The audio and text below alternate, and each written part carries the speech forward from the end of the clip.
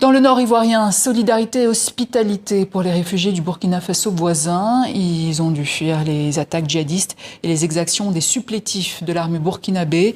Ils ont ainsi été accueillis dans le centre de Niornigué, qui ressemble davantage à un petit village organisé qu'à un camp de réfugiés. Laure de Matos, Séverine André. Le bébé d'Adama Maïga a 1 mois. Il est né ici, sur le site du centre de Niornigué, dans le nord de la Côte d'Ivoire, à une vingtaine de kilomètres de son pays d'origine, le Burkina Faso. Sa mère ne regrette pas d'avoir fui leur village. On remercie Dieu. Dès notre arrivée ici, on a été bien accueillis. On n'a pas eu de problème, on nous donne à manger et à boire, on se sent bien ici. De quoi survivre et surtout la sécurité. Ils sont plus de 6 000 à avoir trouvé refuge ici et à avoir quitté leur Burkina Faso natal en raison des attaques djihadistes, mais aussi, selon certaines ONG, d'exactions commises par l'armée et ses supplétifs. Essentiellement des familles d'éleveurs peuls qui ont laissé biens et bétail derrière eux. Beaucoup d'enfants et de femmes, de veuves comme Fatou, dont le mari a été tué par des hommes armés.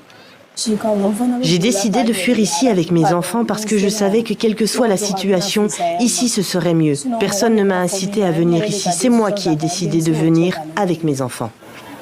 Le centre de Niornigué ressemble davantage à un village organisé qu'à un camp de réfugiés.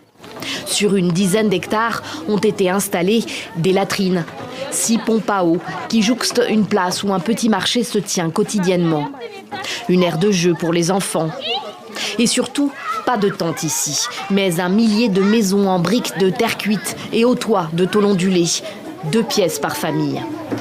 Des abris, comme les désignent les autorités ivoiriennes, qui ont volontairement financé la quasi-intégralité de ce centre et qui ont fait ce choix de petites maisons, plus confortables et finalement moins coûteuses que des tentes. Cette approche d'abri en semi-dur permettait d'apporter une réponse de façon plus urgente à cette population, puisque ce sont des abris que nous avons pu construire avec des opérateurs locaux dans un délai pratiquement de 2 mois, 3 mois. Le Programme alimentaire mondial accorde chaque mois un petit pécule à chaque demandeur d'asile, dûment enregistré. 5 000 francs CFA, 7,5 € pour se nourrir. C'est souvent l'unique ressource de ces réfugiés et la somme allouée a été divisée par 2 récemment face à l'afflux de demandes. Par souci d'hospitalité, le gouvernement ivoirien a construit un second centre comme celui-ci, plus à l'est, près de Bouna. Mais la plupart des quelques 66 000 réfugiés burkinabés enregistrés en Côte d'Ivoire vivent chez l'habitant, accueillis par des familles, elles aussi solidaires, dans diverses localités du nord du pays.